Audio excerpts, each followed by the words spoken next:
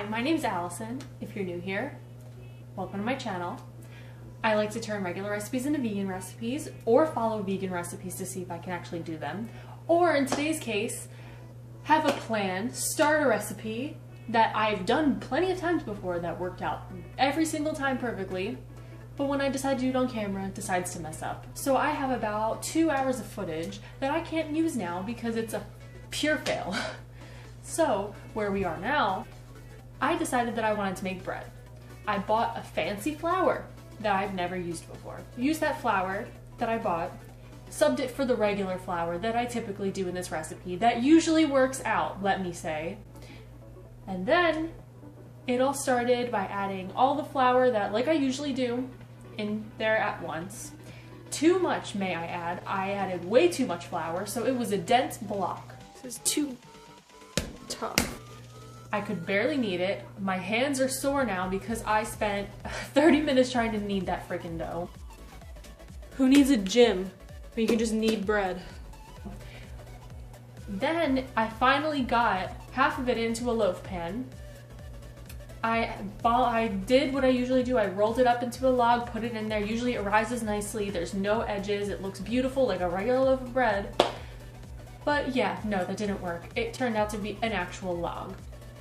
So where I am now, I tried that bread. It is not good. So what I'm gonna do now is I'm gonna make another loaf of bread to show you how it turns out.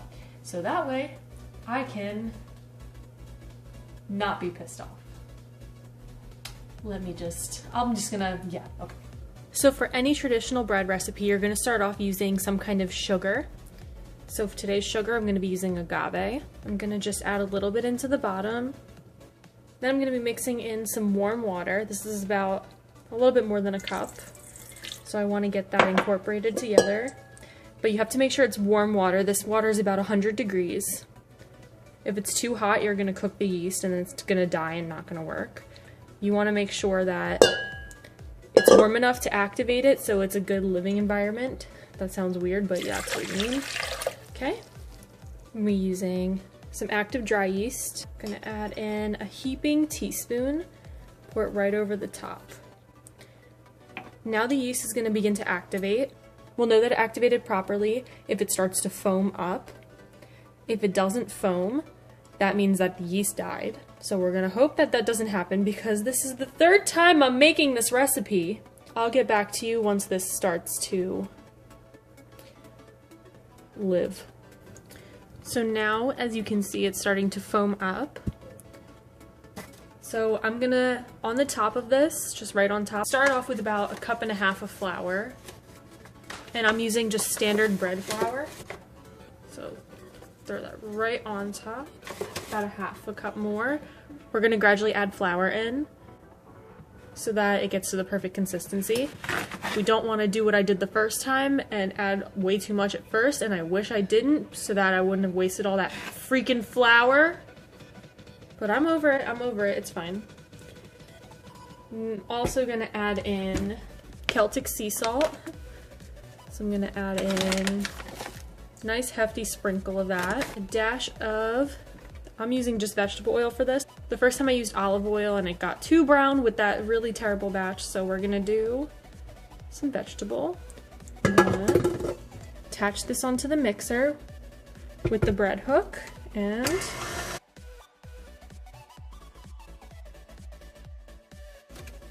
I'm gonna scrape down the sides to make sure that everything gets mixed in thoroughly. We want no mistakes this time because this will be the third time I'm filming. And third is the last. Add in a sprinkle more flour now. So now we're at a consistency where it's sticky to the touch. So we could probably go with adding a little tiny bit more flour just to reduce some of the stickiness. I'm just gonna add it right in.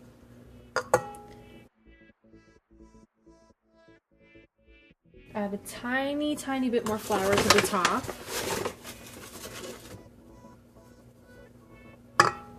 And now we're gonna knead it using the dough hook.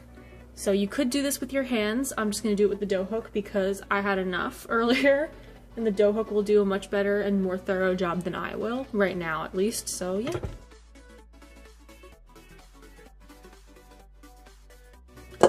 So now we have the dough all kneaded.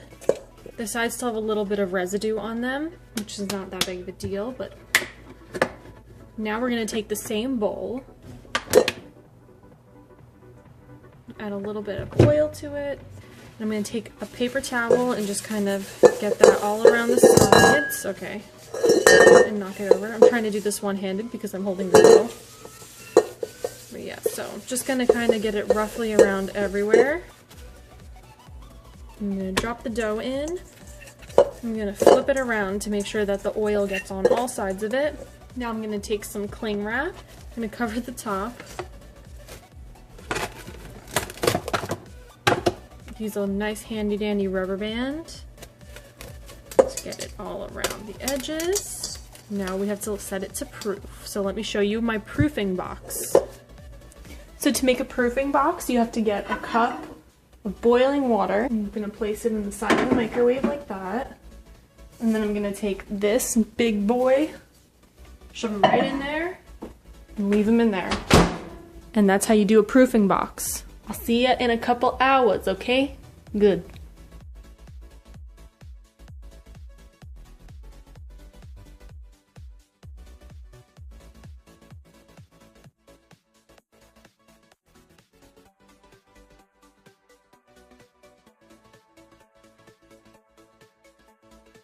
So thankfully, third time's a charm.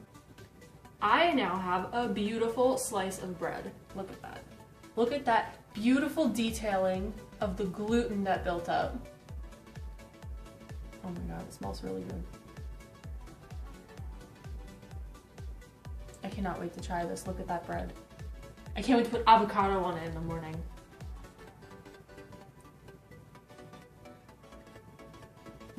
That's bread. This is what I'm talking about. I'm gonna try to do this again with the fancy flour. Next time I'm gonna be more careful. But as of right now, I'm happy with this. Might not be super healthy, but homemade bread is always better than store-bought. Because at least you know what's going into it. I am very proud of myself for this. Thank you so much for watching this video. Hope you enjoyed it. Hope you learned something. Probably not. Maybe you just learned not to make stupid mistakes. And be more careful with bread making, but yeah, so. If you liked it, make sure to give it a thumbs up. Subscribe to my channel if you haven't already. Leave a comment if you have any kind of suggestions, which I doubt I'm gonna get any of those because 40 people watch my videos at the most. So I will see you next week.